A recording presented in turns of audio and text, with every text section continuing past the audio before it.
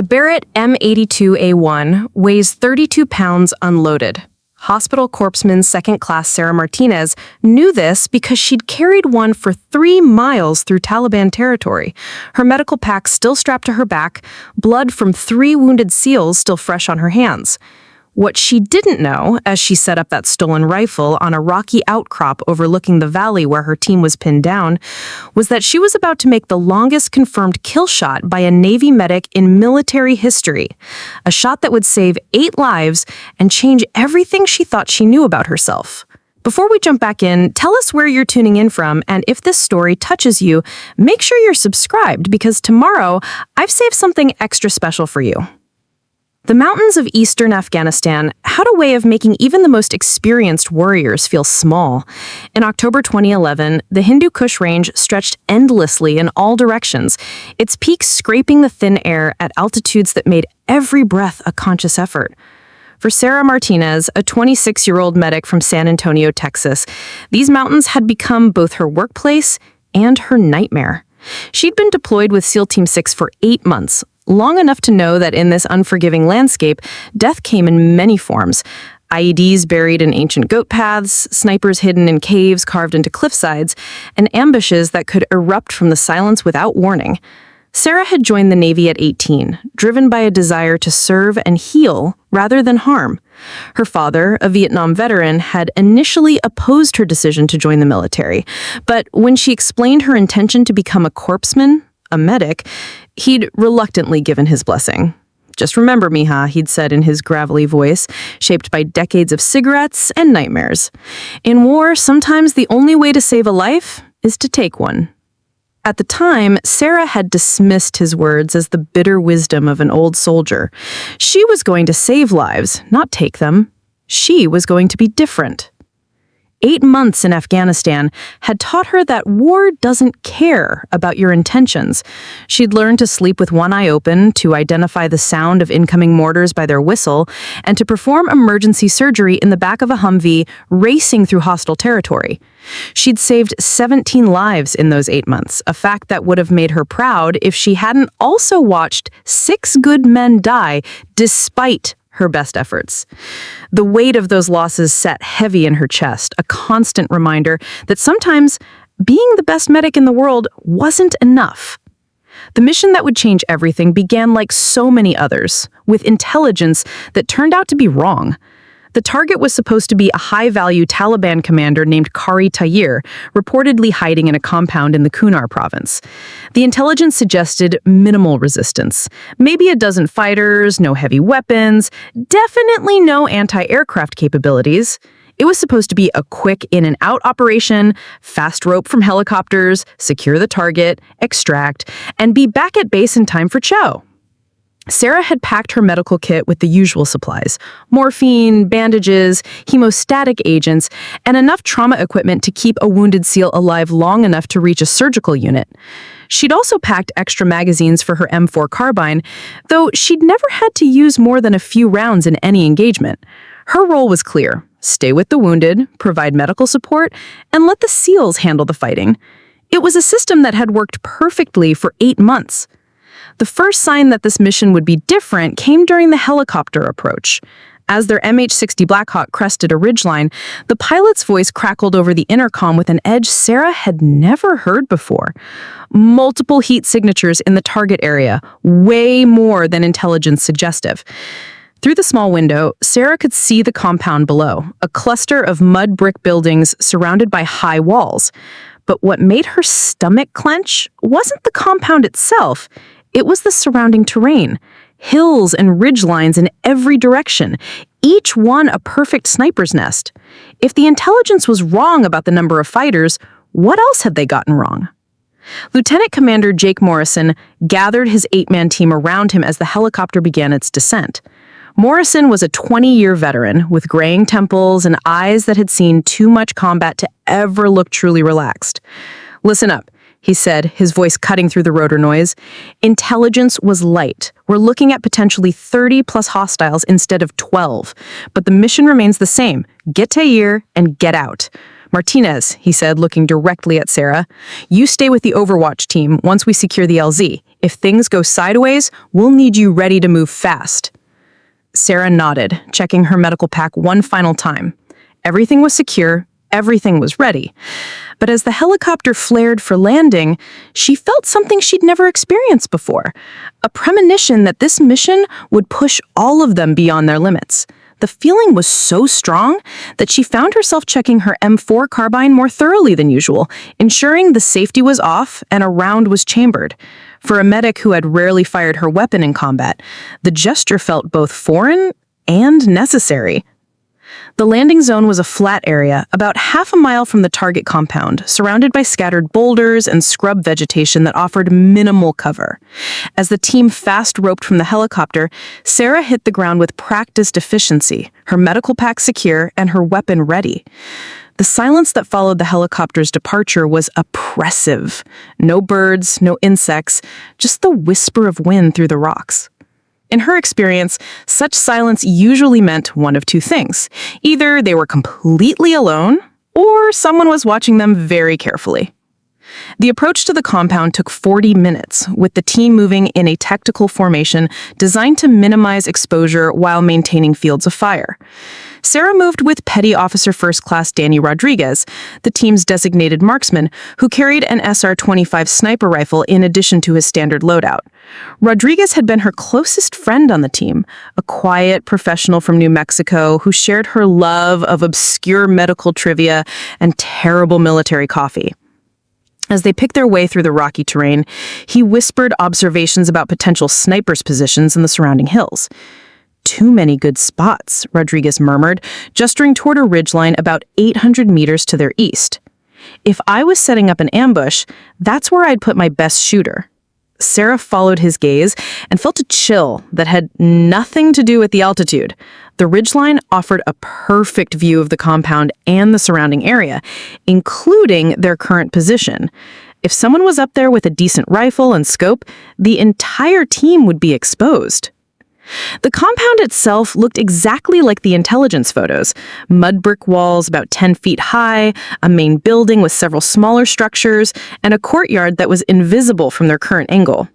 What the intelligence photos hadn't shown were the fighting positions built into the surrounding hills, or the fact that the compound was situated in what amounted to a kill zone. Anyone approaching from any direction would be exposed to fire from multiple elevated positions. Lieutenant Commander Morrison called a halt about 200 meters from the compound, gathering his team leaders for a final briefing. "Overwatch team will set up on that ridge," he said, pointing to a rocky outcrop about 300 meters south of the compound. "Martinez, you're with Overwatch. Rodriguez, I want you spotting for Johnson on the Barrett."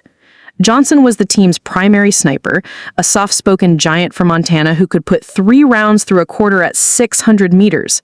The Barrett M82A1 he carried was a 50 caliber rifle capable of stopping a vehicle or punching through concrete walls, exactly the kind of firepower they might need if the compound was more heavily fortified than they expected. As the team prepared to move into their final positions, Sarah performed her pre-combat medical check, ensuring her supplies were organized for quick access, checking the radio frequencies for medical evacuation, and verifying that every team member knew her location. It was a routine she'd performed dozens of times, but today it felt different. Today, it felt like she was preparing for something that would test every skill she had ever learned, and some she hadn't learned yet. The Overwatch position was a cluster of boulders that offered good concealment and excellent fields of fire toward the compound and surrounding area. Rodriguez set up his SR-25 with a clear view of the compound's main entrance, while Johnson positioned the Barrett to cover the northern approach where intelligence suggested enemy reinforcements might come from. Sarah established her medical aid station behind the largest boulder, organizing her medical supplies and setting up a communication link with the helicopters that would be standing by for medical evacuation if needed. Through her binoculars, Sarah watched as Morrison's assault team move into position. They moved with the fluid precision of operators who had worked together for years, each man instinctively knowing where the others would be without needing to look. It was beautiful and terrifying at the same time. Beautiful because of the skill and trust it represented, terrifying because she knew that in a few minutes, some of these men might be fighting for their lives. The first shots came not from the compound, but from the hills. Sarah was checking her medical kit when Rodriguez suddenly tensed behind his rifle scope, his voice cutting through the mountain air with deadly calm. Multiple muzzle flashes, ridge to the east, we're being painted. Before Sarah could fully process what being painted meant, the distinctive crack of high-powered rifles echoed across the valley, and she watched in horror as dust geysers erupted around Morrison's assault team. The ambush was perfectly coordinated. As Morrison's team took cover behind whatever they could find, muzzle flashes began appearing on ridgelines in 3 different directions. The intelligence hadn't just been wrong about the number of fighters, it had been catastrophically wrong about everything. This wasn't a hideout, it was a trap. And 8 Navy SEALs, along with 1 medic who had signed up to save lives, were caught right in the middle of it. Johnson's Barrett responded first, the massive rifles report like thunder in the thin mountain air. Through her scope, Sarah saw one of the muzzle flashes disappear as Johnson's .5 caliber round found its target. But for every sniper Johnson eliminated, 2 more seemed to appear. The hills around them were alive with enemy fire, and Morrison's assault team was pinned in the open with minimal cover. Rodriguez was working his SR-25 with methodical precision, calling out targets and engaging them with the calm professionalism that had kept them all alive for 8 months. But Sarah could hear the tension in his voice as he realized what they were up against. At least 15 shooters, he reported over the radio. Multiple positions. They've got us triangulated. The tactical situation was deteriorating rapidly, and everyone on the team knew it. Sarah's medical training kicked in as she watched the unfolding disaster. Her eyes automatically tracked the members of Morrison's team, looking for signs of injury, calculating distances and evacuation routes. When she saw Petty Officer Mike Chen stumble and go down behind a low wall, her training overrode everything else. Man down, she called over the radio, already reaching for her medical pack. Chen is hit, northwest corner of the compound. The response from Morrison was immediate and absolute. Negative, Martinez. You stay in position, we'll get Chen. But Sarah could see through her binoculars that Chen wasn't moving, and the volume of fire directed at the assault team's position was increasing. Every instinct she'd developed as a medic screamed at her to move, to get to the wounded man before it was too late. But her orders were clear. Stay with the Overwatch team, provide support from a distance. For the next 10 minutes, Sarah watched helplessly as the situation continued to deteriorate. Morrison's team was effectively trapped, unable to advance toward their target or retreat to a safer position. The enemy had chosen their ambush site perfectly. Any movement in any direction would expose the SEALs to fire from multiple directions. Johnson and Rodriguez were doing their best to suppress the enemy snipers, but they were outnumbered and outgunned. Then Rodriguez took a hit. Sarah heard the impact, a wet sound like a melon being dropped before she heard Rodriguez's grunt of pain. She spun toward him and saw blood spreading across the left side of his camouflage uniform, high on his chest near the shoulder. The bullet had passed through the upper part of his chest, missing major organs, but causing significant tissue damage and blood loss. As she worked to control the bleeding, Rodriguez continued to spot targets for Johnson, his voice tight with pain, but still professional. Through and through, Rodriguez said through gritted teeth. Missed the important stuff, I think. Sarah's quick examination confirmed his assessment, but the wound needed proper treatment to prevent shock and infection. As she applied pressure bandages and started an IV line to replace lost fluids, she realized that Rodriguez's injury had created a new problem. Without his spotting, Johnson was essentially shooting blind at targets that were often visible for only seconds at a time. The tactical situation was spiraling out of control. Morrison's team remained pinned down with at least 1 serious casualty. The Overwatch team was reduced by 50% with Rodriguez wounded, and enemy reinforcements were reportedly moving toward their position from the north. Through her radio, she could hear Morrison coordinating with their increasingly distant air support. The attack helicopters were still 20 minutes out, but in 20 minutes, they could all be dead. That was when Johnson made the decision that would change everything. Looking through his Barrett scope at the growing number of muzzle flashes surrounding Morrison's position, he turned to Sarah with an expression she'd never seen before, equal parts desperation and determination. "Martinez, I need you to spot for me. Rodriguez is hurt too bad to do it effectively, and if we don't start knocking these bastards out fast, Morrison's team is going to get overrun." Sarah stared at him, her mind reeling.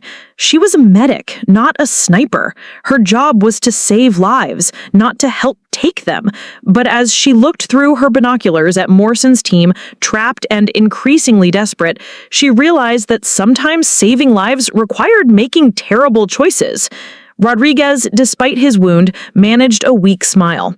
"You've got the best eyes on the team, Doc. You can do this." With trembling hands, Sarah picked up Rodriguez's spotting scope and settled in beside Johnson. Through the high-powered optic, the valley floor suddenly came into sharp, deadly focus. She could see Morrison's team clearly now, see the desperation in their movements as they tried to find better cover. She could see Chen, motionless behind his low wall, and see the muzzle flashes that were keeping them all pinned down.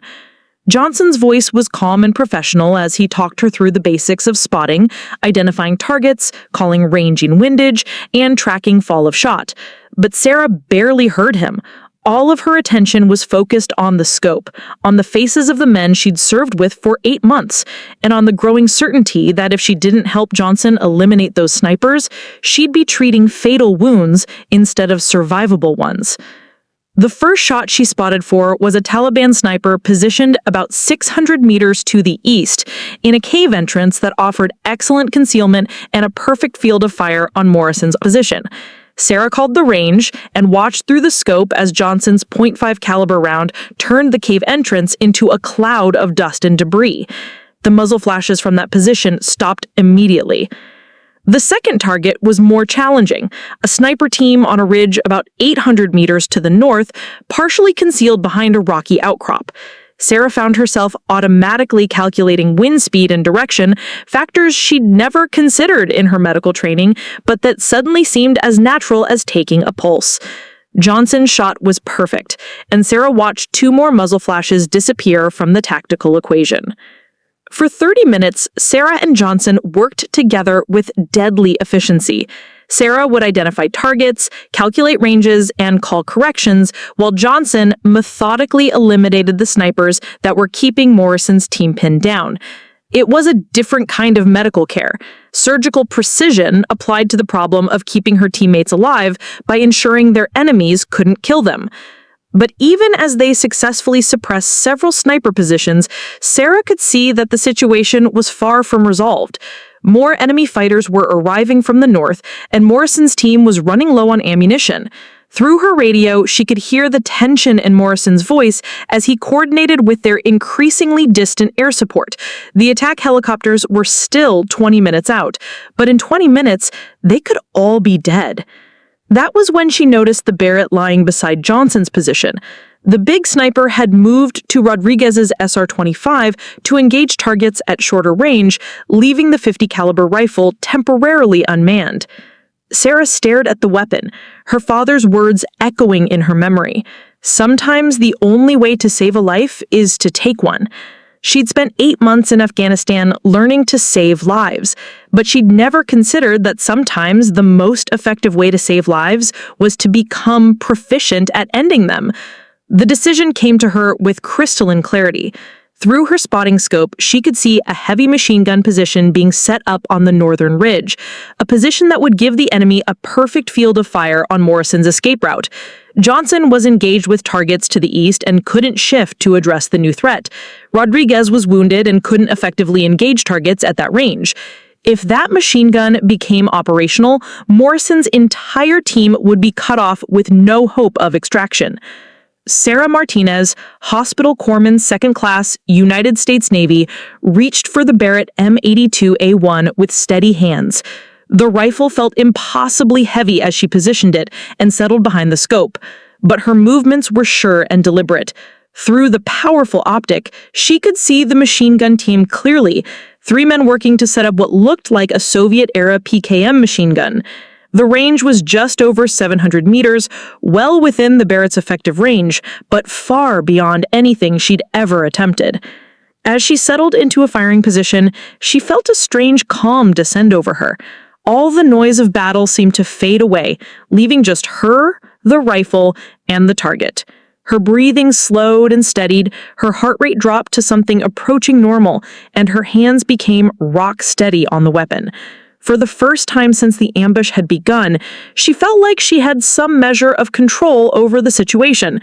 The machine gun team was almost finished with their setup. In another minute, they'd be able to pour devastating fire on Morrison's position, making any escape impossible. Sarah adjusted the scope for range and elevation, compensated for the wind she could feel on her face, and let her breathing settle into the rhythm Johnson had taught her. On the natural pause between breaths, her finger found the trigger. The Barrett's recoil was unlike anything Sarah had ever experienced. The massive rifle bucked against her shoulder with enough force to bruise, and the muzzle blast was so intense that dust and debris erupted around her position. For a moment, she lost sight of her target entirely, the scope showing nothing but dust and sky as the rifle recovered from its violent recoil. When her view finally cleared, she saw something that would stay with her for the rest of her life. The machine gun position was silent, and one of the three-man team was down. Through the scope, Sarah watched as the remaining two enemy fighters abandoned their position, dragging their wounded comrade away from the ridgeline. The machine gun lay abandoned, its threat neutralized, but Sarah felt no satisfaction, no sense of victory. Instead, she felt a strange emptiness, as if something inside her had been fundamentally altered by pulling that trigger. She'd spent 8 months in Afghanistan saving lives, and in one moment, she'd crossed a line that changed everything. Johnson had witnessed the shot, and his reaction was immediate and professional. "Outstanding work, Martinez. That gun would have chewed up Morrison's team." But Sarah barely heard him. Her attention was fixed on the spotting scope, scanning for new threats, looking for anything that might endanger the men she'd sworn to protect. The Barrett lay beside her, its barrel still warm from that single devastating shot, but her transformation from medic to sniper was far from complete. Rodriguez, despite his wound, had also seen the shot. His voice was weak, but filled with something approaching awe. 700 meters, first time behind a Barrett, moving target, Doc, that was some serious shooting. Sarah wanted to feel proud, wanted to feel like she'd accomplished something significant, but all she could focus on was the fact that Morrison's team was still pinned down and Chen was still motionless behind his wall. The tactical situation had improved marginally with the elimination of the machine gun threat, but the enemy still held multiple elevated positions and showed no signs of withdrawing. If anything, Sarah could see more fighters moving into position on the northern ridge, apparently determined to overwhelm the SEAL team through sheer numbers. The attack helicopters were still 10 minutes out, but Morrison's team was running critically low on ammunition and had at least one serious casualty. That was when Sarah made the decision that would define the rest of her military career. Looking at the Barrett, then at her medical pack, she realized that her most effective contribution to her team's survival wouldn't come from bandages and morphine. It would come from the precision application of 50 caliber rounds to enemy positions. Rodriguez was winded and couldn't spot effectively. Johnson was fully engaged with the SR-25, and Morrison's team needed immediate fire support. "Johnson," she said, her voice steadier than she felt. "I'm taking the Barrett. Rodriguez can spot for me if he's up to it." Johnson looked at her with surprise, then understanding. In the special operations community, mission success trumped everything, including traditional roles and expectations. If the medic could provide effective sniper support, then the medic became a sniper. Rodriguez managed a pained grin. "Hell yes, Doc. Let's show these bastards what Navy medicine looks like." Despite his wound, he positioned himself behind his spotting scope, ready to guide Sarah's shots with the same professionalism he'd shown for the past 8 months. The partnership was unconventional, but in the fluid chaos of combat, unconventional often meant survival. Sarah's second shot with the Barrett was more controlled. She'd learned from the recoil of her first shot, positioning herself better to manage the rifle's violent kick. The target was a sniper position about 500 meters to the southeast, where muzzle flashes had been consistently appearing every few seconds. Rodriguez called the range and wind, and Sarah settled into her firing position with growing confidence. The shot was perfect. Through the scope, Sarah watched if the muzzle flashes from the southeastern position stopped abruptly. Rodriguez confirmed the hit, his voice carrying professional satisfaction despite his pain. Target neutralized. That position is dark. But there was no time to celebrate. More targets were presenting themselves, and Morrison's team needed continuous fire support to have any chance of fighting their way out of the kill zone. For the next 20 minutes, Sarah transformed into something she'd never imagined she could become. Shot after shot, she methodically eliminated enemy positions that threatened Morrison's team. The Barrett became an extension of her will, a precise surgical instrument that she wielded with the same care and attention to detail she'd always applied to medical procedures. Each shot was calculated, deliberate, and devastatingly effective. Rodriguez, despite his wound, proved to be an exceptional spotter. His knowledge of ballistics and wind compensation, combined with Sarah's natural marksmanship abilities, created a sniper team that was achieving kills at ranges that impressed even Johnson. By Sarah's count, they'd eliminated at least 8 enemy positions, and the volume of fire directed at Morrison's assault team had decreased significantly. But the most important shot was yet to come. Through her scope, Sarah spotted movement on the northern ridge that made her blood run cold. A team of fighters was setting up what appeared to be an RPG launcher, positioning it to fire directly into the area where Morrison's team was trapped. At that range, a single RPG round could kill or wound multiple SEALs simultaneously, turning their tactical situation from desperate to hopeless. The range was extreme, nearly 900 meters, and the target was partially concealed behind rocky cover. Rodriguez calculated the ballistics while Sarah studied the wind conditions, looking for any factor that might affect the shot. This wasn't just about marksmanship anymore. It was about mathematics, physics, and the kind of precision that separated life from death at nearly half a mile. Sarah's breathing settled into the rhythm that was becoming natural to her.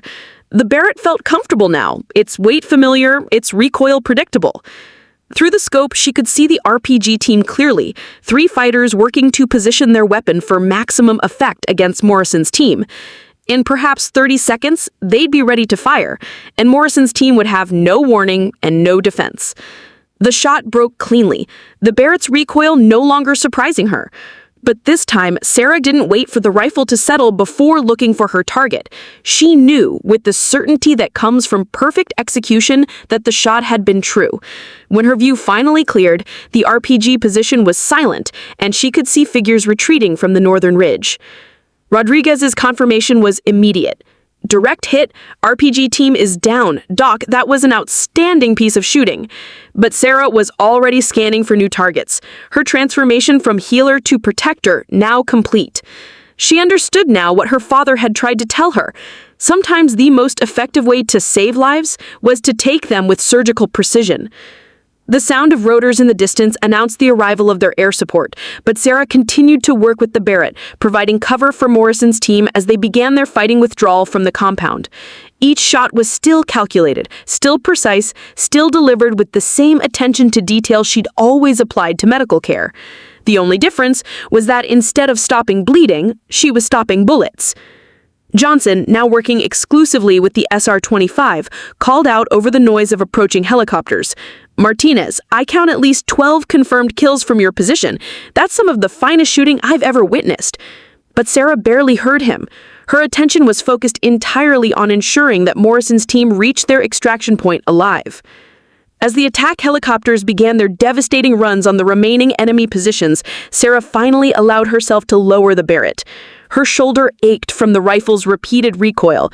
Her hands were steady despite hours of precision shooting, and her mind was filled with a strange combination of exhaustion and clarity.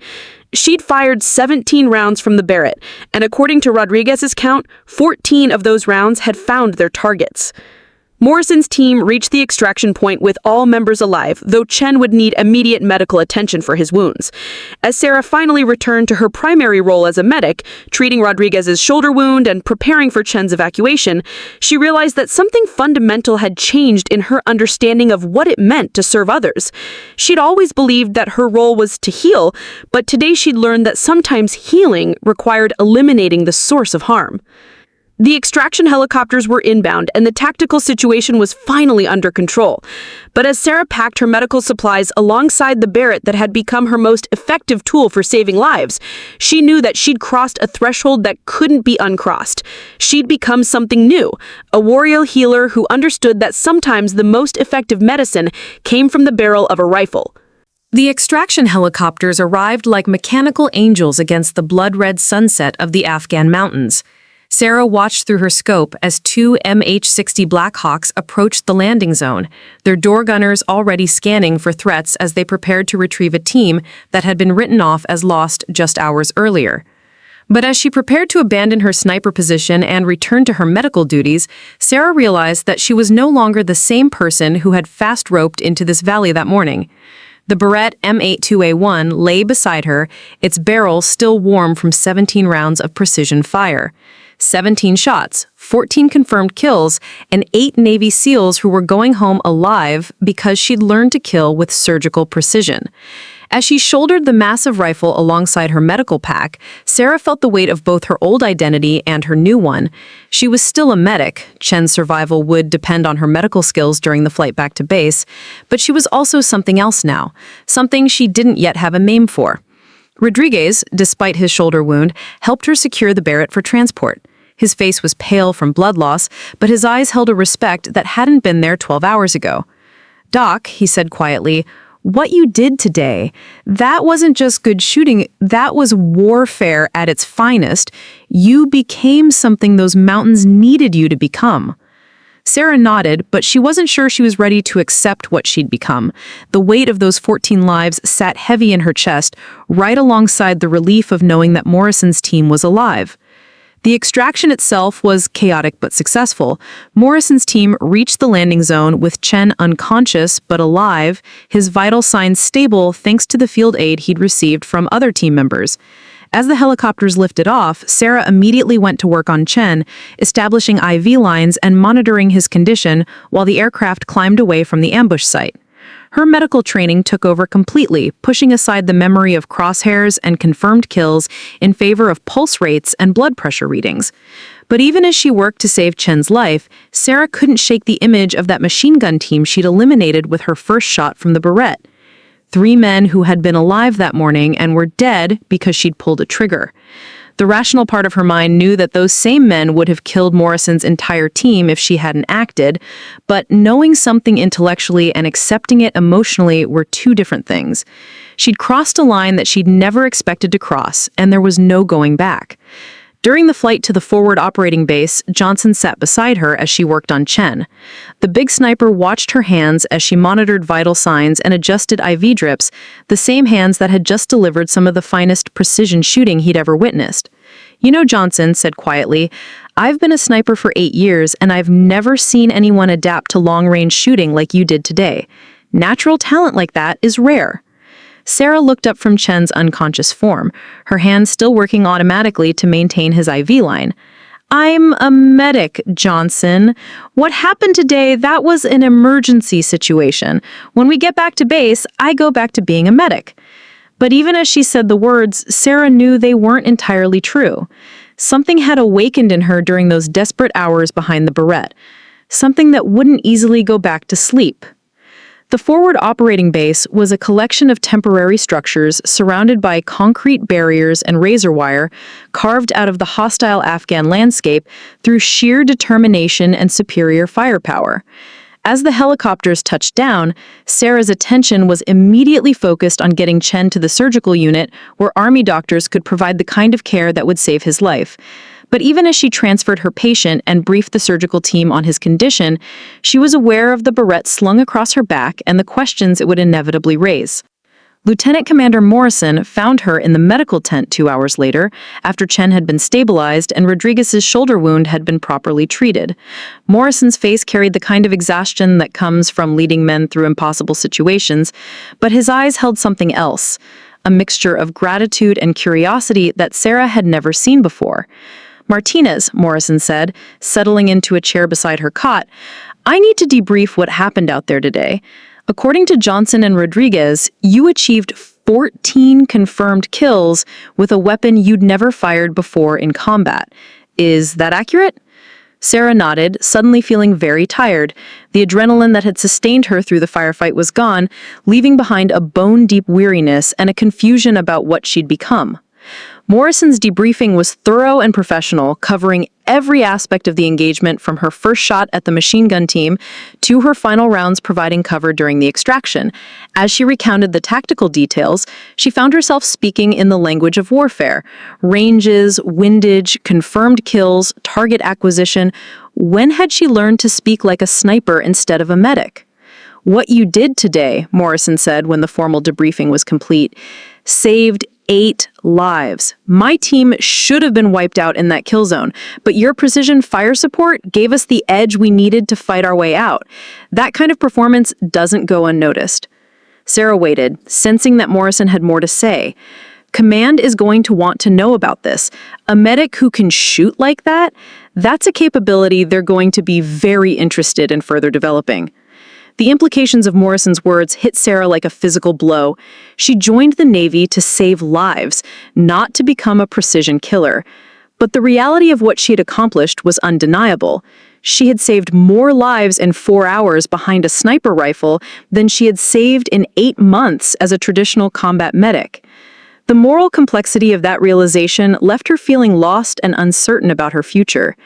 That night, alone in her quarters, Sarah cleaned the Barrett with the same meticulous care she'd always applied to her medical equipment. The rifle's mechanisms were elegant and precise, designed for a single purpose: delivering devastatingly accurate fire at extreme ranges. As she worked, she found herself thinking about the machine gun team she'd eliminated with her first shot. Someone's sons, maybe someone's fathers, who had died because she'd pulled a trigger. The weight of those deaths should have felt crushing, but instead it felt like a responsibility she was only beginning to understand. Rodriguez found her there, his arm in a sling but his spirits high.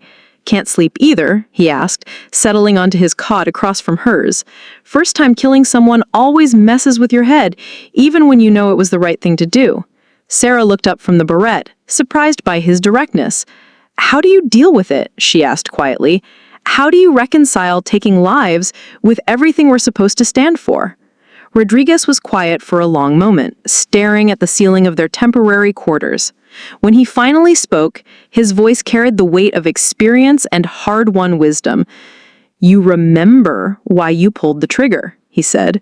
"You remember Morrison's face when he thought his team was going to die in that valley. You remembered Chen bleeding out behind that wall. You remember that every shot you took saved multiple lives. That doesn't make it easy, Doc, but it makes it right." Sarah nodded, understanding intellectually but still struggling emotionally with the transformation she'd undergone. The next morning brought new challenges and unexpected opportunities. Sarah was in the medical tent, updating Chen's chart and preparing for his medical evacuation to Germany when Captain Rebecca Stone arrived at the forward operating base. Stone was a Navy SEAL officer Sarah had never met, but her reputation preceded her, one of the first women to complete SEAL training and a specialist in unconventional warfare tactics. Her presence at their remote base was both unusual and significant. Captain Stone's meeting with Morrison lasted 2 hours, but Sarah could guess what they were discussing from the way other team members kept glancing in her direction. Word of her performance with the Barrett had spread through the base with the speed that only exceptional stories achieve in military environments. By evening chow, Sarah had become something of a legend, the medic who had stolen a sniper rifle and saved an entire SEAL team. The official summons came that evening. Captain Stone wanted to meet with her privately. Sarah found the captain in the base commander's office, studying a tactical map of the region where yesterday's ambush had occurred. Stone was smaller than Sarah had expected, but her presence filled the room with the kind of confidence that came from years of proving herself in environments where failure meant death. "Hospital Corpsman Martinez," Stone said without preamble. "I've read Lieutenant Commander Morrison's after-action report, and I've spoken with Johnson and Rodriguez about your performance yesterday. What you accomplished with that Barrett was exceptional by any standard, but particularly remarkable for someone with no formal sniper training." Sarah waited, unsure where this conversation was leading. "I'm here because the Navy is developing new operational concepts for special warfare medicine. Traditional combat medics save lives by treating the wounded, but yesterday you saved lives by eliminating threats before they could create wounded. That's a capability we're very interested in developing further." Sarah felt her stomach tighten as she began to understand the implications of Stone's words. Captain Stone spread several documents across the desk, including what appeared to be orders and training curricula. "We're establishing a new program, Advanced Combat Medical Specialists. These would be medics with full sniper qualifications, capable of providing both medical support and precision fire support to special operations teams. Based on your performance yesterday, you're exactly the kind of person we're looking for to help develop this program." The offer was both thrilling and terrifying. Sarah had discovered abilities she didn't know she possessed, had saved lives in ways she'd never imagined possible, but the idea of formally becoming a sniper felt like abandoning everything she had originally believed about her role in the military. "Ma'am," she said carefully, "I joined the Navy to save lives, not to take them. What happened yesterday was an emergency situation." Stone's smile was understanding, but firm. "Martinez, you did save lives yesterday. 8 of them, to be precise. The only difference is that you saved them by eliminating the threats that would have killed them. That's not abandoning your medical mission, that's expanding it." Sarah stared at the papers on the desk, seeing her future laid out in official documents and training schedules. The program would start with 6 months of intensive sniper training at Quantico, followed by advanced medical training that would qualify you as a special operations combat medic. You'd be attached to SEAL teams as both their primary medic and their precision marksman. It's a new concept, but yesterday proved that it can work. Sarah thought about Morrison's team, about Chen unconscious in the medical tent, about the machine gun that would have killed them all if she hadn't pulled that trigger. 6 months later, Sarah Martinez stood on the firing line at Quantico Marine Corps Base, staring downrange at a target position 1,200 meters away. The Barrett M82A1 in her hands was no longer an unfamiliar weapon stolen in desperation. It was a precision instrument that she knew intimately, every component and capability as familiar as her own hands.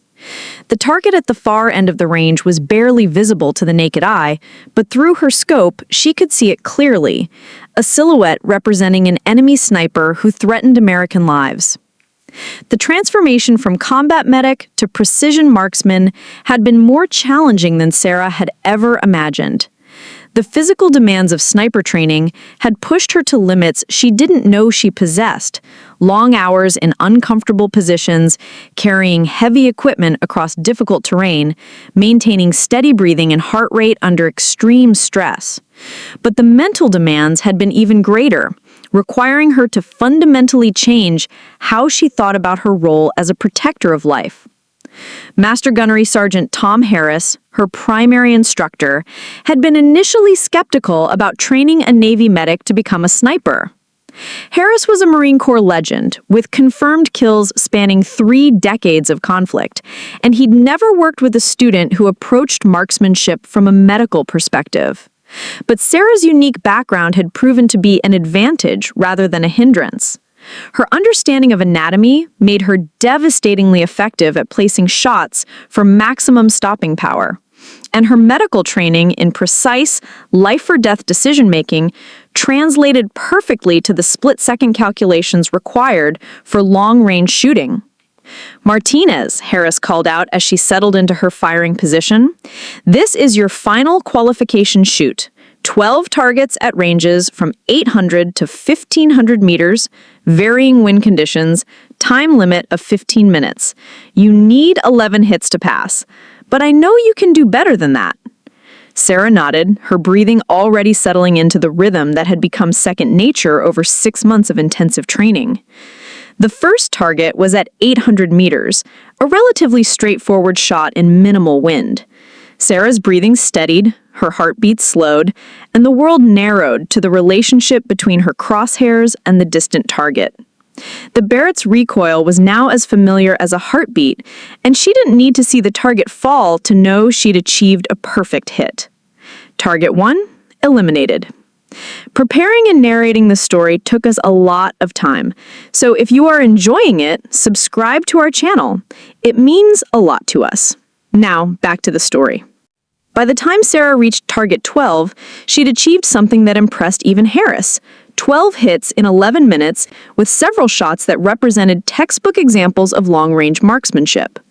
But more importantly, she'd achieved something that satisfied herself: the absolute certainty that she could deliver precise, devastating fire in support of teams like Morrison's, ensuring that no more Navy SEALs would die because their medic couldn't protect them from a distance.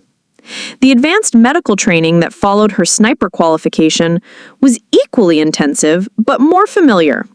Sarah learned advanced trauma surgery, battlefield medicine techniques that went beyond her original training, and emergency procedures that would allow her to save lives in situations where traditional medical evacuation was impossible. She learned to perform surgery in the field while under fire, to treat multiple casualties simultaneously, and to make the kind of life-or-death decisions that would define her new role. But the most challenging part of her training wasn't technical. It was philosophical. Sarah had to reconcile her identity as a medic with her new capabilities as a precision killer. The resolution came during a late-night conversation with Captain Stone, who had become both mentor and friend during Sarah's transformation. The question isn't whether you're a medic or a sniper. The question is whether you're going to use every tool available to protect the lives of your teammates. Yesterday's enemy sniper and today's wounded SEAL are both medical problems. You just solve them with different instruments. Sarah found peace in that perspective, understanding that her Barrett and her medical kit were both tools for preserving American lives. Her first deployment as an advanced combat medical specialist came 8 months after the ambush that had changed everything. Sarah found herself back in Afghanistan, but this time attached to a different SEAL team with a different mission. Team leader Lieutenant Josh Parker was initially uncertain about having a medic who carried a sniper rifle, but Sarah's reputation had preceded her, and Parker was willing to give her new concept a chance. The mission was a high-value target elimination in the Helmand province, a Taliban commander who had been responsible for multiple attacks on coalition forces. The intelligence was better this time. Detailed reconnaissance had identified the target's location, movement patterns, and security arrangements. But Sarah's role was different from traditional missions. She would provide both medical support and long-range fire support, positioning herself to protect the team from threats they might not see coming. The feeling of control and capability was both satisfying and sobering. The mission proceeded flawlessly for the first 20 minutes. Parker's team reached the compound, secured the perimeter, and began their methodical search for the target. Sarah maintained overwatch, scanning for threats, and monitoring radio communications, her Barrett ready but not yet needed. The intelligence had been accurate: minimal security, no heavy weapons, and the target exactly where he was supposed to be. Then, Sarah spotted movement that made her blood run cold. A column of vehicles approaching from the north, moving fast and obviously headed for the compound. Through her scope, she could count at least 12 fighters armed with assault rifles and what appeared to be an RPG launcher. Parker's team was about to be outnumbered 3-1 by reinforcements they hadn't expected. Sarah's radio call was calm and professional. Overwatch to assault team, multiple vehicles approaching from the north, 12 plus hostiles. Estimated arrival in 3 minutes. Parker's response was immediate. "Copy, Overwatch. Can you interdict?" Sarah studied the approaching vehicles through her scope, calculating ranges and engagement priorities. The lead vehicle was approximately 1,100 meters away and closing fast. "Affirmative, assault team. Beginning interdiction now." Sarah's first shot disabled the lead vehicle, a technical pickup truck mounting a heavy machine gun. The .50 caliber round punched through the engine block, bringing the vehicle to an immediate stop and eliminating the mounted weapon as a threat. The following vehicles scattered, seeking cover behind rocky outcrops and abandoned buildings. For the next 10 minutes, Sarah provided precision fire support that prevented the enemy reinforcements from reaching the compound. Each shot was calculated, deliberate, and devastatingly effective. Vehicle-mounted weapons, individual fighters attempting to advance, or anyone trying to coordinate the reinforcement effort became targets for her methodical elimination. By the time Parker's team had secured their target and called for extraction, Sarah had eliminated 7 confirmed threats and scattered the remaining forces. The extraction was smooth and professional, with Parker's team reaching their landing zone without encountering significant resistance. As they loaded into the extraction helicopters, Parker sought out Sarah with an expression of professional respect.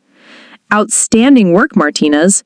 Your fire support made the difference between a successful mission and a potential disaster. This new concept of yours, it works."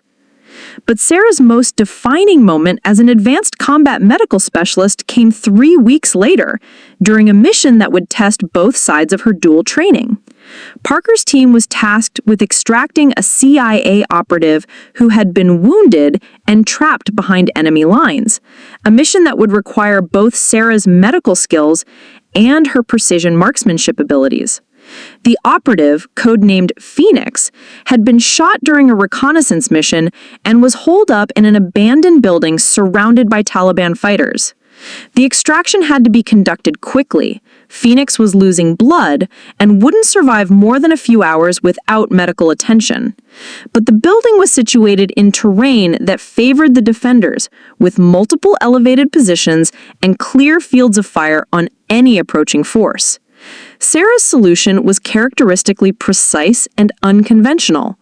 While Parker's team created a diversion to the south, Sarah would approach from the west, using her sniper skills to eliminate the defenders systematically while moving close enough to provide medical care to Phoenix.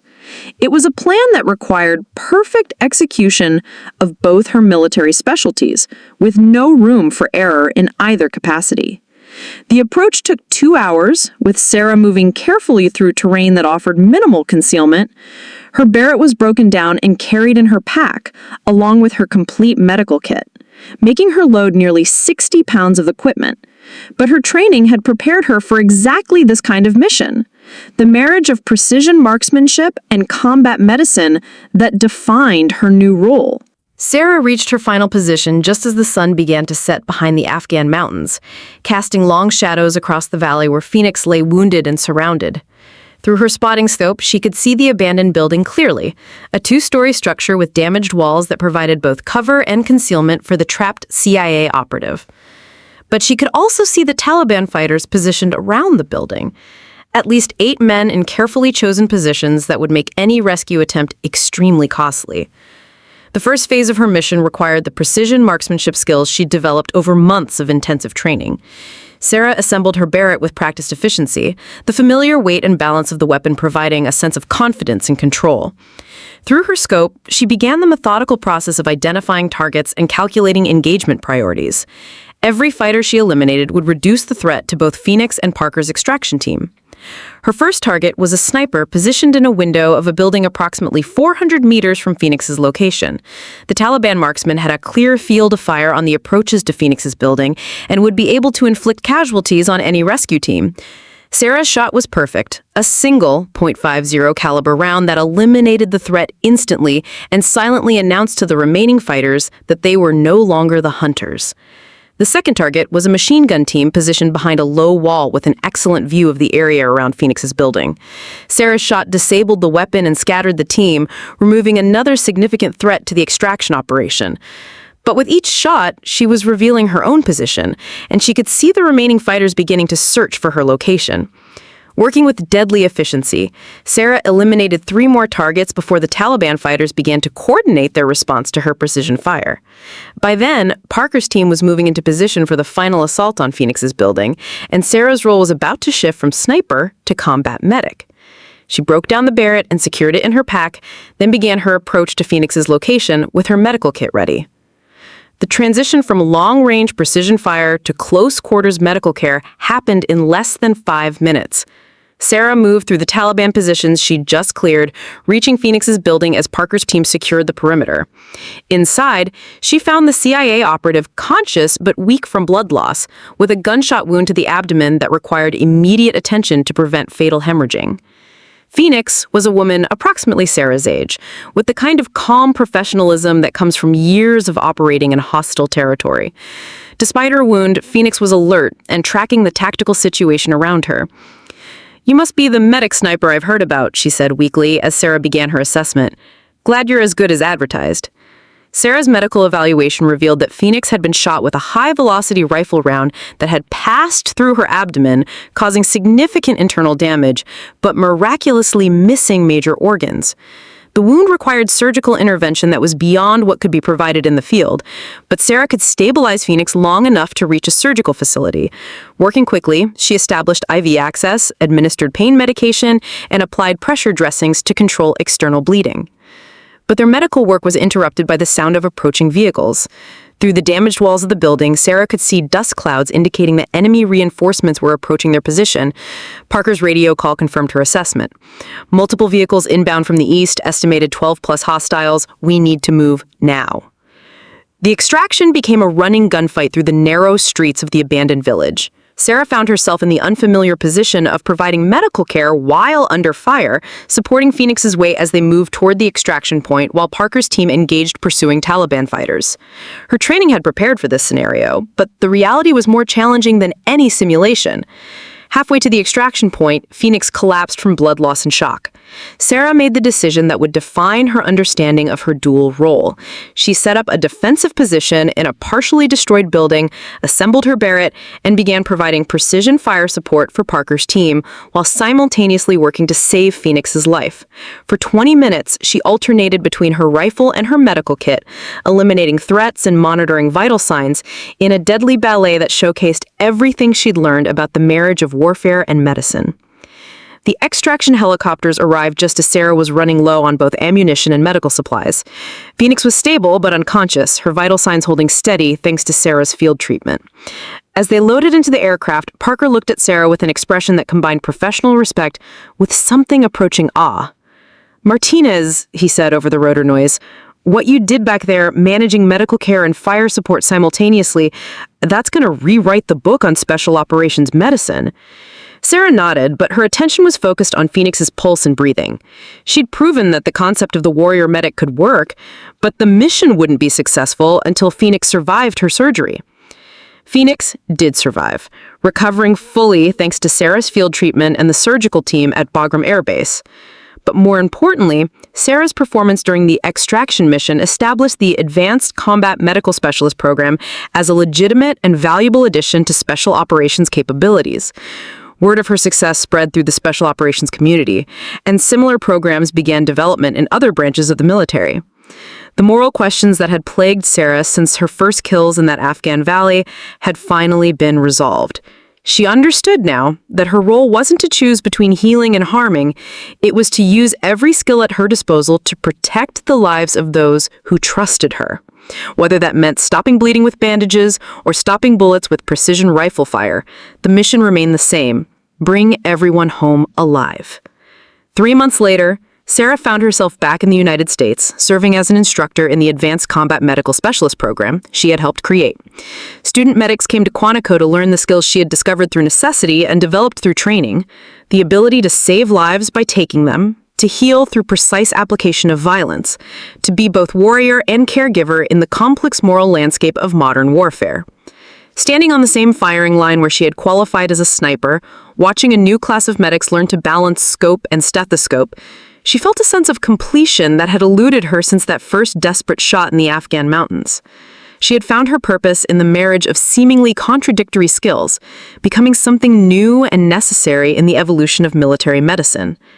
Her father had been right all those years ago. Sometimes the only way to save a life is to take one. But Sarah had learned something he didn't know. Sometimes the most effective way to save multiple lives is to become very, very good at taking them with precision.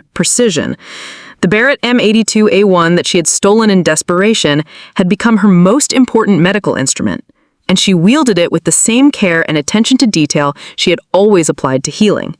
The medic who had stolen a Barrett had become something new, a guardian who understood that the highest form of medical care sometimes came from the barrel of a precision rifle, delivered by hands trained to heal and guided by a heart dedicated to bringing everyone home alive. 2 years after Sarah Martinez had first picked up a Barrett M82A1 in desperation, she found herself once again in the mountains of Afghanistan, but everything had changed. She was no longer Hospital Corpsman second-class Martinez, struggling to reconcile her identity as a healer with the reality of warfare. She was now Senior Chief Petty Officer Martinez, the Navy's most decorated advanced combat medical specialist, and the architect of a program that had revolutionized special operations medicine. But the mountains remained the same: hostile, unforgiving, and indifferent to human ambition.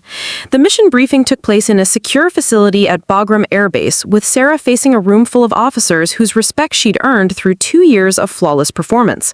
The target was a high-value Taliban commander named Mullah Hakim Rahman, responsible for coordinating attacks that had killed dozens of coalition forces. Intelligence placed him in a compound in the Kunar province, the same region where Sarah had first learned that sometimes the best medicine came from the barrel of a rifle. Captain Rebecca Stone, now a Navy SEAL commander and Sarah's longtime mentor, led the briefing with characteristic precision. Rahman isn't just another Taliban commander, Stone explained, gesturing to satellite photos of the target compound. He's been coordinating with foreign fighters to plan major attacks on coalition bases. Taking him off the board could save hundreds of American lives. The intelligence package was more comprehensive than anything Sarah had seen during her early deployments. Detailed reconnaissance photos showed a fortified compound situated in terrain that would challenge even the most experienced special operations teams. The compound was built into a mountainside, with natural caves providing additional defensive positions and multiple escape routes. Perhaps most concerning, intelligence suggested that Rahman had access to advanced weaponry, including shoulder-fired missiles that could threaten extraction helicopters. Sarah's role in the mission was more complex than her previous deployments. She would lead a support team consisting of 2 other advanced combat medical specialists, petty officers she had personally trained, while also serving as the primary long-range precision fire asset for the operation. It was a responsibility that reflected both her technical expertise and her leadership capabilities, but it also meant that the success or failure of the mission would rest largely on her shoulders. Lieutenant Commander David Chen, the same Chen whose life Sarah had helped save during her first combat deployment, now led the assault team that would attempt to capture Rahman. Chen's recovery from his wounds had been complete, and he'd specifically requested Sarah's support for this mission. "I trust her with my life," he'd told Stone during mission planning. "She's already saved it once." The team Sarah led included Petty Officer First Class Maria Santos, a former Army medic who had cross-trained into the Advanced Combat Medical Specialist program, and Petty Officer Second Class Michael Thompson, a Navy corpsman whose marksmanship abilities rivaled Sarah's own. Together, they represented the evolution of combat medicine, warriors who could heal and healers who could fight with equal skill and dedication. The infiltration began at 0200 hours on a moonless night that provided perfect concealment for their approach. Sarah's team moved through terrain that was familiar and strange, similar to the mountains where she had first discovered her dual nature, but approached now with the confidence and experience that came from years of successful operations. Her Barrett M82A1, now customized with advanced optics and modified for her specific requirements, felt like an extension of her will. The overwatch position Sarah selected was a rocky outcrop approximately 1,200 meters from Rahman's compound, with clear fields of fire in multiple directions and concealed approaches that would allow her team to reposition if necessary. As they established their position, Sarah felt the familiar calm that preceded combat, a state of heightened awareness combined with absolute confidence in her abilities and equipment. Through her scope, she could see the compound clearly despite the darkness. Thermal imaging revealed guards moving along the walls, and infrared signatures indicated the presence of multiple fighters inside the buildings. The intelligence estimates have been accurate. Rahman had significant security, including what appeared to be heavy weapons positions built into the natural defensive advantages of the mountainside location. Chen's assault team began their approach at 0300 hours, moving with the fluid precision that Sarah had come to associate with elite special operations forces. Through her communications link, she could monitor their progress and coordinate her support as they moved through the complex terrain surrounding the compound. But as Chen's team reached their final assault positions, Sarah spotted something that made her blood run cold. Movement on the ridgelines surrounding the compound indicated that Rahman's security was more sophisticated than intelligence had suggested. Through her thermal scope, she could identify at least 6 sniper positions on the high ground overlooking Chen's approach route. The assault team was walking into another carefully prepared ambush, and they had no way of knowing that they were being watched by hostile marksmen. Sarah's radio call was calm and professional, but urgent. Overwatch to assault team, multiple sniper positions on the ridgelines. You're being tracked by at least 6 hostile marksmen. Chen's response was immediate. Copy Overwatch, can you neutralize? Sarah was already calculating ranges and engagement priorities as she responded. Affirmative, assault team, beginning counter-sniper operations now. The first enemy sniper was positioned approximately 800 meters to the northeast, in a natural hide that provided excellent concealment and fields of fire. Sarah's shot was perfect, a single 50 caliber round that eliminated the threat before the enemy marksman could engage Chen's team. But her muzzle flash had revealed her position to the remaining snipers, and she could see them beginning to search for her location. What followed was a deadly game of precision marksmanship played out across the Afghan mountains. Sarah and her team engaged in a counter-sniper battle that required every skill they developed during their training and previous deployments. Santos and Thompson provided additional precision fire, while Sarah eliminated the most dangerous threats, their coordinated efforts systematically reducing the sniper threat to Chen's assault team. The engagement lasted 20 minutes and covered ranges from 600 to 1400 meters. Sarah's team eliminated 5 confirmed sniper positions, while the 6th enemy marksman was forced to abandon his position and retreat deeper into the mountains. By the time Chen's team reached the compound walls, the Overwatch threat had been neutralized, and they could focus entirely on their primary mission. But Rahman's compound proved to be more heavily defended than anyone had anticipated. As Chen's team breached the outer walls, they encountered coordinated resistance from fighters armed with automatic weapons and grenades. The Taliban commander had prepared his stronghold for exactly this kind of assault, and he wasn't going to be captured without a significant fight. Sarah watched through her scope as Chen's team became engaged in close-quarters combat inside the compound. Her long-range precision fire was limited by the proximity of friendly and enemy forces, but she could provide support by eliminating threats on the compound's periphery and preventing enemy reinforcements from reaching the battle. Through her communications link, she could hear the intensity of the firefight and the professional calm of Chen's tactical reports. Then, Thompson spotted movement that changed everything. A convoy of vehicles approaching the compound from the south, moving fast and obviously carrying reinforcements for Rahman's defenders. Through her scope, she could count at least 20 fighters in 4 vehicles, including what appeared to be a technical truck mounting a heavy machine gun. If those reinforcements reached the compound, Chen's team would be outnumbered and potentially overwhelmed. Sarah's decision was instantaneous and absolute. Santos and Thompson take Overwatch on the compound. I'm moving to interdict the convoy. Before either of her team members could respond, Sarah was moving, carrying her Barrett and a basic load of ammunition, toward a position that would allow her to engage the approaching vehicles.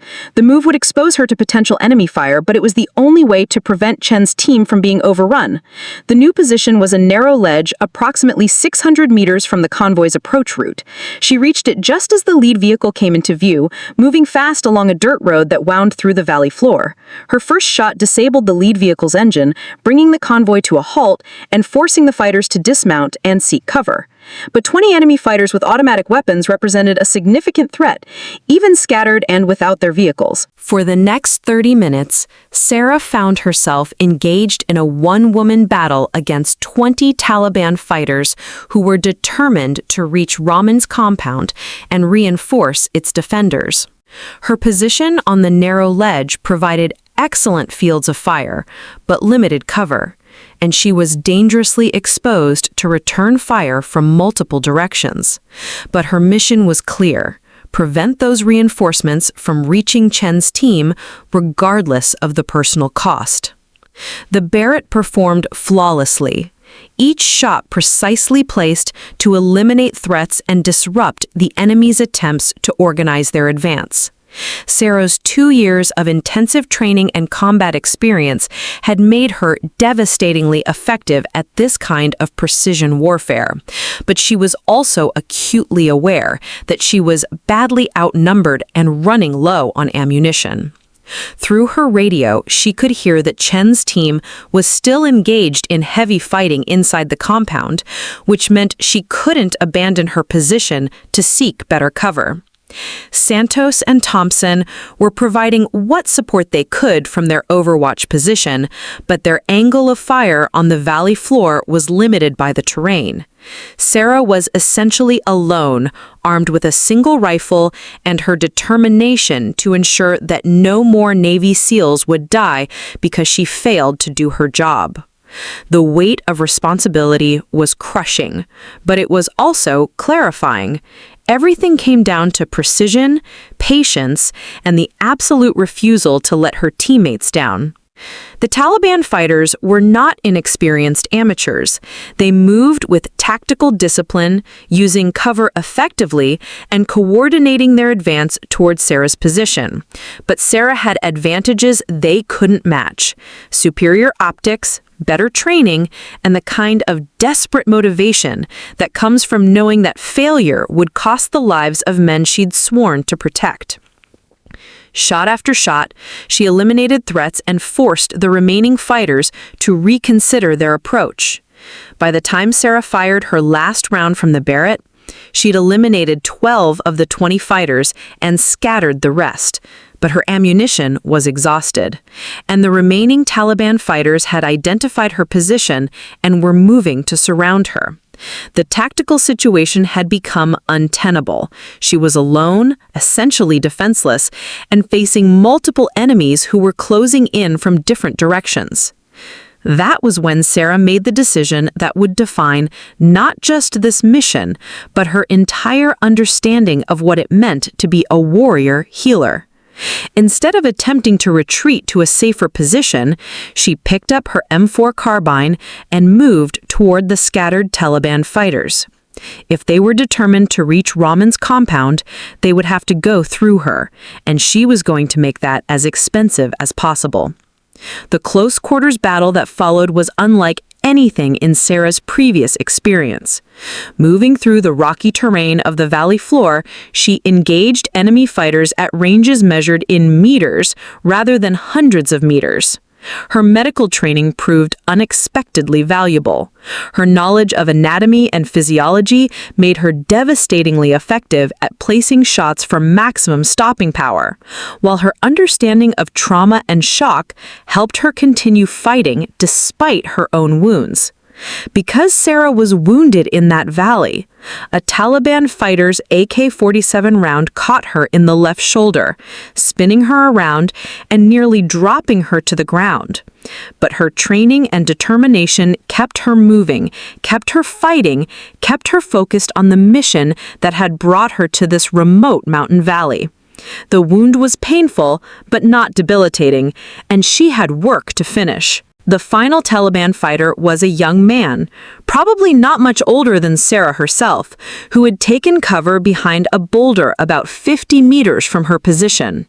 For a moment, they stared at each other across that distance, a Navy medic from San Antonio and a Taliban fighter from the mountains of Afghanistan, both committed to causes that had brought them to this moment of lethal confrontation. Sarah's shot was clean and precise, ending the threat and completing her mission. But as she stood in that valley, wounded and alone among the bodies of enemies she'd killed to protect her teammates, she felt the full weight of what she'd become. She was no longer the idealistic young woman who had joined the Navy to save lives through healing. She was something new and necessary, a guardian who understood that sometimes the most effective medicine was delivered at the speed of sound through the barrel of a rifle. Through her radio, she heard Chen's voice. "Overwatch, this is assault team. Target secured, compound clear, ready for extraction." Raman had been captured alive, the mission was successful, and Chen's team was intact. Sarah's actions had prevented the reinforcements from reaching the compound, and her precision fire support had enabled the assault team to complete their mission without casualties. But the cost of that success was measured in more than ammunition expended and enemies eliminated. As Sarah made her way back to the extraction point, her wounded shoulder throbbing with each step, she realized that she had crossed another threshold in her transformation from healer to warrior. She had proven that she could operate alone against overwhelming odds, that she could make the kind of sacrifices that ensured mission success regardless of personal cost. The extraction helicopter arrived just as the sun was rising over the Afghan mountains, casting long shadows across the valley where Sarah had fought her solitary battle. As the aircraft lifted off, she looked down at the scattered vehicles and bodies that marked the site of her engagement, understanding that she'd written another chapter in the evolution of special operations medicine. Santos and Thompson had monitored the entire engagement from their overwatch position, and their after-action reports would help establish the tactical doctrine for advanced combat medical specialists operating in isolation. But for Sarah, the mission represented something more personal, the absolute confirmation that she had found her calling in the marriage of healing and warfare. Chen's team had extracted Raman without casualties, and the intelligence gathered from his capture would prevent dozens of future attacks on coalition forces. The mission was an unqualified success by any measure, but Sarah knew that the real victory was more subtle. She had proven that the concept of the warrior healer could work even under the most extreme conditions. The Silver Star ceremony took place 6 months later at the Pentagon, in a room filled with Navy leadership and special operations personnel who had gathered to witness recognition of extraordinary heroism. Sarah stood at attention in her dress blue uniform, the weight of her decorations reflecting not just her individual accomplishments, but the validation of an entirely new approach to combat medicine. But as the citation was read aloud, detailing her actions during the Raymond mission, Sarah's thoughts were focused not on the honor being bestowed upon her, but on the faces of the men whose lives she'd saved through precision application of violence. For conspicuous gallantry and intrepidity at the risk of her life above and beyond the call of duty, the citation read, Senior Chief Petty Officer Martinez single-handedly engaged and defeated a reinforced enemy element, preventing them from overwhelming friendly forces and ensuring mission success. The words were precise and military, but they couldn't capture the emotional weight of those moments in the Afghan valley when Sarah had chosen to stand alone against overwhelming odds. Admiral James Richardson, Chief of Naval Operations, pinned the Silver Star to Sarah's uniform with hands that had seen their own share of combat. "Senior Chief Martinez," he said quietly, "what you've accomplished goes far beyond individual heroism. You've proven that innovation and courage can transform how we think about protecting our people." Sarah nodded, understanding that her actions had implications far beyond her personal story. The reception following the ceremony brought together special operations personnel from across the military, many of whom had worked with advanced combat medical specialists trained in Sarah's program. Lieutenant Commander David Chen, now fully recovered and leading his own SEAL team, sought her out in the crowd. "Sarah," he said, using her first name in a rare moment of informality, "I wanted you to know that Raymond's intelligence led to the disruption of 6 major attacks. The analysts estimate you saved over 200 American lives." The number should have felt satisfying, but Sarah found herself thinking instead about the 20 Taliban fighters she'd killed in that valley. Each one had been someone's son, possibly someone's father, but they'd chosen to make war on American forces and had paid the ultimate price for that choice. The moral complexity of her role remained challenging, but she'd found peace in the certainty that her actions protected innocent life. Admiral James Stone, now Admiral Stone, and one of the highest-ranking women in Navy Special Operations, pulled Sarah aside during the reception. "I have an offer for you," Stone said with the directness that had always characterized their relationship. The Pentagon wants to expand the Advanced Combat Medical Specialist program to all branches of the military. They want you to lead the effort as a program director with the rank of lieutenant commander. The promotion would mean leaving field operations behind, trading her Barrett for a desk and her combat boots for conference rooms, but it would also mean training hundreds of medics in the skills that had proven so effective in protecting special operations teams. Sarah considered the offer carefully, weighing her love of operational medicine against the broader impact she could have as an educator and program developer. "There's one condition," Sarah said after a long moment of consideration. "I want to maintain my operational qualification. I'll run the program, but I also want to deploy with teams periodically to ensure that our training stays current with battlefield realities." Stone smiled, having expected exactly that response from the woman who had redefined what it meant to be a military medic. The Advanced Combat Medical Specialist program that Sarah built over the following years became a model for military medical innovation worldwide. Her training curriculum combined traditional medical education with advanced marksmanship instruction, producing a new generation of warrior healers who could provide both medical care and precision fire support to special operations teams. But more importantly, the program embodied a philosophy that Sarah had learned in the mountains of Afghanistan. Sometimes the most effective way to save lives is to become very good at taking them. The students who passed through Sarah's program came from all branches of the military, united by their commitment to protecting their teammates through whatever means necessary. They learned to shoot with surgical precision and to heal with tactical awareness, understanding that modern warfare required flexibility and innovation from those who served on its front lines. Sarah's personal story became part of their education, a case study in adaptation, courage, and the evolution of military medicine. 5 years after receiving the Silver Star, Sarah found herself back in Afghanistan for what would be her final deployment. The country had changed significantly since her first tour, but the mountains remained as hostile and unforgiving as ever. This time, she was leading a team of 12 advanced combat medical specialists in support of a major operation designed to disrupt Taliban operations in the eastern provinces. The mission was ambitious in scope, simultaneous raids on 6 Taliban compounds designed to capture key leaders and disrupt their command structure. Sarah's team would provide medical and fire support for all 6 operations, requiring them to split into smaller elements and coordinate their efforts across a wide geographic area. It was exactly the kind of complex operation that the Advanced Combat Medical Specialist program had been designed to support. Sarah positioned herself with the element targeting the most heavily defended compound, understanding that her experience and skills would be most valuable where the fighting was likely to be the most intense. As she settled into her overwatch position with her Barrett, now upgraded with the latest optics and fire control systems, she reflected on how far she had come from that desperate medic who had first picked up a sniper rifle in the same mountain range. The compound below was a fortress built into the mountainside, with multiple defensive positions and clear fields of fire in all directions.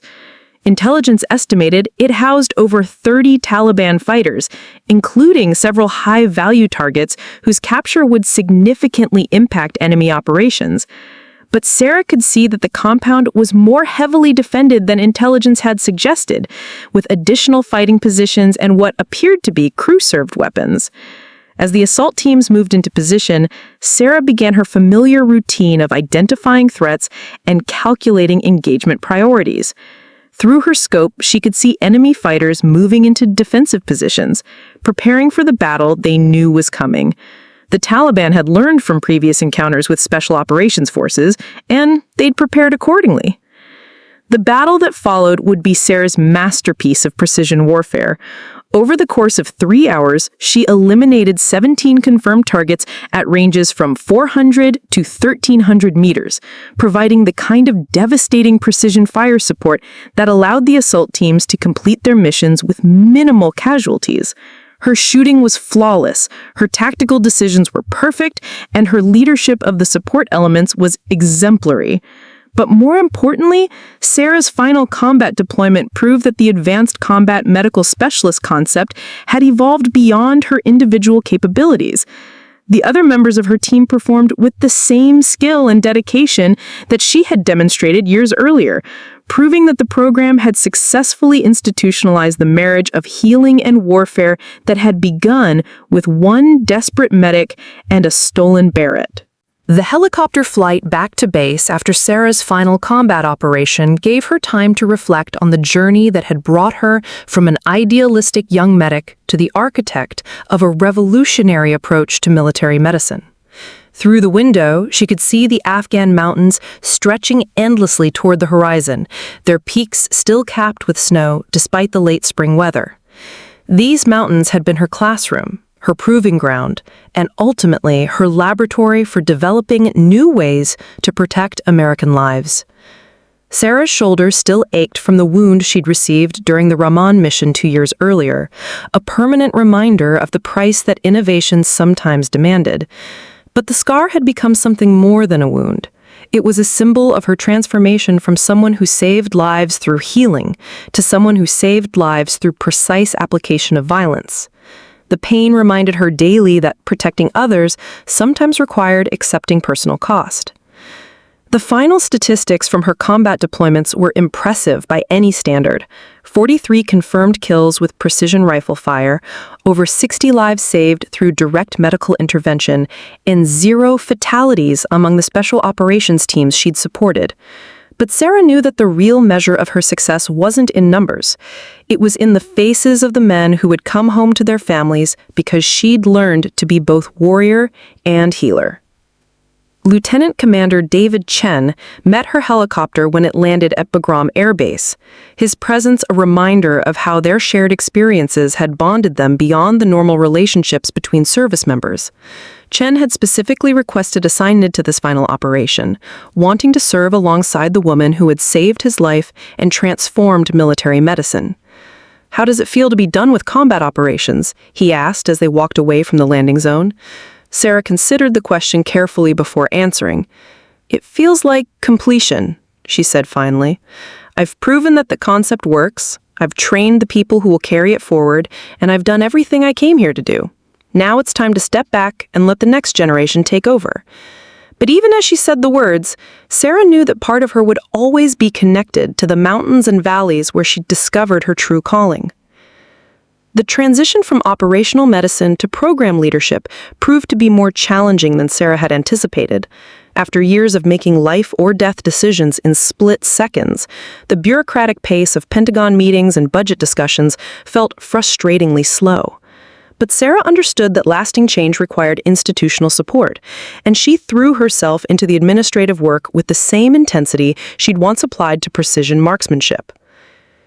The Advanced Combat Medical Specialist program expanded rapidly under Sarah's leadership, with training centers established at military bases across the United States and operational teams deployed to conflict zones worldwide. The concept that had begun with one desperate medic and a stolen Barrett had become a fundamental part of special operations doctrine, with warrior healers serving alongside elite units in every branch of the military. Sarah's personal story became legendary within the special operations community, but she was careful to ensure that the focus remained on the program rather than on individual heroics. During training courses, she would tell her students about that first desperate shot in the Afghan mountains, but she always emphasized that her success had come from adapting to circumstances rather than from any innate ability. "Anyone can learn to do what I did," she would tell them. "It just requires the willingness to become whatever your teammates need you to become." The international recognition came gradually but inevitably. Military medical organizations from allied nations sent representatives to study Sarah's program, and several countries developed their own versions of the Advanced Combat Medical Specialist concept. Sarah found herself traveling to NATO countries and other allies, sharing her expertise and helping to establish training programs that would enhance the capabilities of special operations forces worldwide. But perhaps the most meaningful recognition came from an unexpected source: the families of the men Sarah had saved during her combat deployments. Letters arrived regularly at her Pentagon office, written by wives, children, and parents who wanted to thank the woman who had brought their loved ones home safely. Sarah kept every letter, understanding that they represented the true measure of her success. Not the medals or promotions, but the knowledge that her actions had preserved families and prevented the kind of grief that war too often brings. The documentary producers found Sarah 3 years after her final deployment, interested in telling the story of the medic who had revolutionized military medicine. Initially reluctant to participate, Sarah eventually agreed when she realized that the documentary could help recruit the next generation of advanced combat medical specialists. The film, titled The Warrior Healer, won several awards and brought Sarah's story to a broader audience. During the documentary's premiere in Washington, D.C., Sarah found herself surrounded by the men whose lives she had saved during her combat deployments. Rodriguez, now fully recovered from his shoulder wound and serving as a master chief, introduced her to his wife and children. Johnson, the sniper who had first taught her to spot targets, had become an instructor in the Advanced Combat Medical Specialist program. Chen, now a Navy commander, continued to lead special operations teams supported by warrior healers trained in Sarah's methods. "You know," Rodriguez said during the reception following the premiere, "when I first saw you pick up that Barrett in Afghanistan, I thought you were crazy. A medic with a sniper rifle seemed like the most ridiculous thing I had ever seen. Now I can't imagine special operations without it." Sarah smiled, remembering her own confusion and uncertainty during those first desperate hours behind the Barrett. The question of retirement began to arise as Sarah approached 20 years of military service. She could have stayed longer, her expertise was still in high demand, and the Advanced Combat Medical Specialist program continued to evolve and expand. But Sarah had always believed that the best leaders knew when to step aside and let others carry the mission forward. At 41 years old, she had accomplished everything she had set out to achieve, and more. The retirement ceremony took place at Quantico Marine Corps Base, where Sarah had first learned to marry healing with precision marksmanship. Admiral Stone, now Chief of Naval Operations, presided over the ceremony, speaking to an audience that included special operations personnel from all branches of the military. Senior Chief Martinez has fundamentally changed how we think about protecting our people, Stone said. Her legacy will live on in every medic who learns to shoot, every sniper who learns to heal, and every life saved by the marriage of those skills.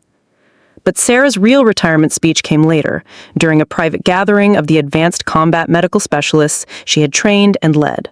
"The program you represent," she told them, "began with an impossible choice in the mountains of Afghanistan. I was a medic who believed that my job was to heal, faced with a situation where the only way to save lives was to take them. What I learned that day, and what I hope you've learned from me, is that protecting others sometimes requires accepting personal cost. Every shot you take, every life you save, every choice you make between your scope and your medical kit, all of it serves the same purpose. You are guardians, protectors, warriors who understand that the highest form of medical care sometimes comes from preventing wounds rather than treating them. That's your calling, that's your responsibility, and that's the legacy I'm leaving in your hands." As Sarah left Quantico for the final time as an active duty service member, she carried with her a custom Barrett M82A1, a gift from the Advanced Combat Medical Specialist program she had created. Engraved on the rifle's receiver were the words that had defined her military career. "Sometimes the only way to save a life is to take one." But Sarah had learned something her father's generation hadn't known. Sometimes the most effective way to save multiple lives is to become extraordinarily good at taking them with surgical precision. The Barrett would have a place of honor in her new home, a reminder of a journey that had taken her from an idealistic young medic to the architect of a revolutionary approach to military medicine. But more than a memento, it represented the evolution of American military capability, the understanding that modern warfare required innovative solutions, and that the most effective protection often came from those who could seamlessly transition between healing and harming. Sarah Martinez had stolen a Barrett M82A1 in a desperate moment of crisis, and in doing so, she had discovered a new way to serve, to protect, and to save lives. The medic, who had once believed that her hands were meant only for healing, had learned that sometimes those same hands could serve life best when wrapped around the stock of a precision rifle. It was a lesson that would echo through military medicine for generations to come. 10 years after her retirement from active duty, Dr. Sarah Martinez stood before a lecture hall filled with military medical students at the Uniformed Services University of the Health Sciences. Her civilian clothes couldn't hide the bearing that 23 years of military service had instilled in her, and the silver star pin on her jacket lapel served as a quiet reminder of the extraordinary path that had brought her to this moment. But it was the Barrett M82A1 mounted on the wall behind her, the same rifle she'd carried through multiple deployments, that truly told the story of her transformation from healer to warrior to educator. The students in her advanced combat medicine course represented the newest generation of military medical personnel, young men and women who would soon deploy to conflict zones around the world. Many of them had chosen to attend her lecture specifically because of her legendary status within the military medical community. They came expecting to hear war stories from the woman who had revolutionized special operations medicine. But Sarah had learned that the most important lessons often came from reflection rather than action. "How many of you," Sarah began, her voice carrying the authority that came from years of life-or-death decision-making, "joined the military to save lives?" Every hand in the auditorium went up, just as Sarah had expected. She smiled, remembering her own idealistic certainty when she'd first enlisted in the Navy at 18. "And how many of you believe that taking a life contradicts your mission as a medical professional?" Fewer hands rose this time, but Sarah could see uncertainty in the faces of those who kept their hands down. "I want to tell you about a choice I made in the mountains of Afghanistan," Sarah continued. "A choice that taught me that sometimes the most effective medicine comes not from healing wounds, but from preventing them." The auditorium fell silent as Sarah began to recount the story that had defined her career, the desperate moment when she'd picked up a Barrett M82A1 and discovered that her true calling lay in the marriage of healing and warfare. As she spoke, Sarah watched the faces of her students, seeing her own journey reflected in their expressions. The initial shock as they realized that their instructor had killed 43 people during her military career. The confusion as they tried to reconcile her role as a healer with her effectiveness as a sniper. The gradual understanding that modern warfare demanded innovation and flexibility from those who served on its front lines. And finally, the recognition that protecting others sometimes required becoming something you never thought you could be. "The Barrett behind me," Sarah said, gesturing to the rifle mounted on the wall, "represents more than a weapon. It represents the evolution of military medicine, the understanding that we must use every tool available to protect the lives entrusted to our care. Some of you will serve in traditional medical roles, treating wounded soldiers in field hospitals and aid stations.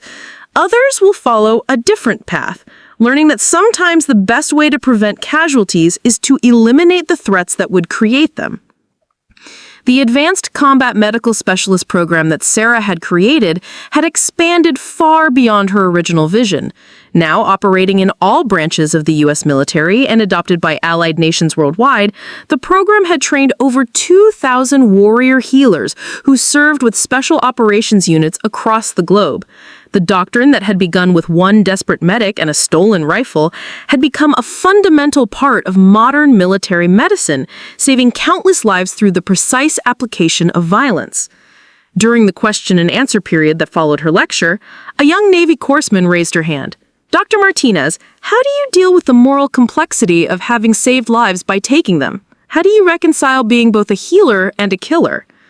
The question hit Sarah like a physical blow, transporting her back to that first sleepless night in Afghanistan when she'd struggled with the same moral confusion. Sarah was quiet for a long moment before answering, choosing her words carefully. "I learned that morality in warfare isn't about the purity of your methods. It's about the righteousness of your cause and the effectiveness of your actions. Every shot I took was fired to protect American lives, to ensure that good people could go home to their families. That's not a contradiction of medical ethics. That's the highest expression of them." The young Corpsman nodded, but Sarah could see she was still struggling with the concept. After the lecture, Sarah walked across the campus to her office in the Military Medicine Research Building. The walls were lined with photographs from her military career. Sarah with her Barrett in Afghanistan, Sarah training the first class of advanced combat medical specialists, Sarah receiving the Silver Star from the Chief of Naval Operations. But the photograph that meant the most to her was a simple group shot taken during her final deployment. 12 advanced combat medical specialists who had proven that her concept could work at scale. The research Sarah conducted as a civilian professor focused on the psychological aspects of dual-role military personnel, studying how warrior healers adapted to the moral complexity of their missions. Her work had helped develop the counseling and support systems that ensured the mental health of advanced combat medical specialists, recognizing that asking someone to be both healer and killer required ongoing psychological support. But Sarah's most important work remained the training and mentoring of the next generation. Through her teaching, her research, and her continuing involvement with the Advanced Combat Medical Specialist Program, she ensured that the lessons learned in those desperate mountains of Afghanistan would continue to save lives for decades to come. Every student who learned to balance scope and stethoscope carried forward her legacy of innovation and sacrifice. The letter arrived on a Tuesday afternoon in late spring, delivered by a young Marine who seemed almost afraid to hand it to her. The envelope bore the seal of the Secretary of Defense, and Sarah's hands trembled slightly as she opened it. Inside was an invitation to the White House for a ceremony recognizing the 10th anniversary of the Advanced Combat Medical Specialist Program and its impact on American military capabilities. The ceremony took place in the East Room, with an audience that included the President, Secretary of Defense, and senior military leadership from all branches. Sarah stood with the current director of the Advanced Combat Medical Specialist Program, one of her former students, who had taken the concept to new heights of effectiveness and innovation. As the president spoke about the program's achievements, Sarah found herself thinking not about the recognition, but about the faces of the men whose lives had been saved by warrior healers trained in her methods. "The Advanced Combat Medical Specialist Program," the president said, "represents the best of American military innovation. It shows what's possible when we combine technological superiority with individual courage and institutional flexibility. Dr. Martinez and the men and women she trained have redefined what it means to serve, to protect, and to heal." The applause was thunderous, but Sarah barely heard it. She was thinking about Rodriguez, wounded but still spotting targets, about Chen bleeding behind that wall in Afghanistan, about Morrison's team pinned down and facing death until precision rifle fire gave them a chance to fight their way out. After the ceremony, Sarah found herself in the White House garden, surrounded by current and former advanced combat medical specialists who had traveled from around the world to attend the anniversary celebration. They came from all branches of the military, all backgrounds and experiences, united by their training in the dual arts of healing and warfare that Sarah had pioneered. Looking at their faces, Sarah realized that her legacy was secure, not in the awards recognition, but in the living proof that her concept worked. Lieutenant Commander Maria Santos, now the senior advanced combat medical specialist instructor at Quantico, approached Sarah with a familiar rifle case. "Dr. Martinez, the program would like to present you with something." Inside the case was a custom Barrett M82A1, its receiver engraved with the names of every advanced combat medical specialist who had served since the program's inception. Below the names was a simple inscription: "In honor of the medic who taught us that sometimes the best medicine comes from the barrel of a rifle." Sarah accepted the rifle with hands that remembered its weight, its balance, its terrible precision. But this Barrett was different from the one she'd stolen in desperation years ago. This rifle represented not desperation, but preparation. Not desperation, but dedication. Not the panicked actions of someone overwhelmed by circumstances, but the measured response of someone who had learned to become whatever her mission required. As the anniversary celebration concluded and Sarah prepared to return to her civilian life, she reflected on the journey that had brought her from an idealistic medic to the architect of a revolutionary approach to military medicine. The path had been marked by violence and loss, by moral complexity and personal transformation, but it had ultimately led to the preservation of countless American lives. The mountains of Afghanistan were far behind her now, but their lessons remained. Sarah had learned that protecting others sometimes required crossing lines you never thought you would cross, that healing sometimes demanded the precise application of violence, and that the highest form of medical care was preventing wounds rather than treating them. Sarah had stolen a Barrett M82A1 and saved 8 lives in a single afternoon, but her real legacy was the hundreds of warrior healers she had trained, the thousands of lives they had saved, and the understanding that protecting others sometimes required becoming something you never thought you could be.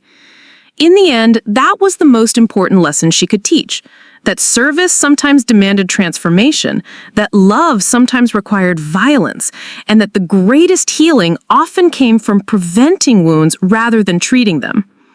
The medic who stole a Barrett had become a legend, but more importantly, she had become a teacher, a protector, and a guardian whose influence would echo through military medicine for generations to come. In learning to kill, she had learned to heal in ways she never could have imagined. In becoming a warrior, she had become a more effective medic than she ever could have been with bandages alone. And in accepting the moral complexity of her dual role, she had found a peace that came from knowing that every shot she fired had served the cause of preserving innocent life. That was the lesson Sarah Martinez would always carry, the truth she had learned in the mountains of Afghanistan and taught to a generation of warrior healers. Sometimes the best medicine comes not from healing wounds, but from preventing them with the precise application of superior firepower delivered by someone who understands that protecting others is the highest calling of all. Up next, you've got 2 more standout stories right on your screen. If this one hit the mark, you won't want to pass these up. Just click and check them out. And don't forget to subscribe and turn on the notification bell so you don't miss any upload from us.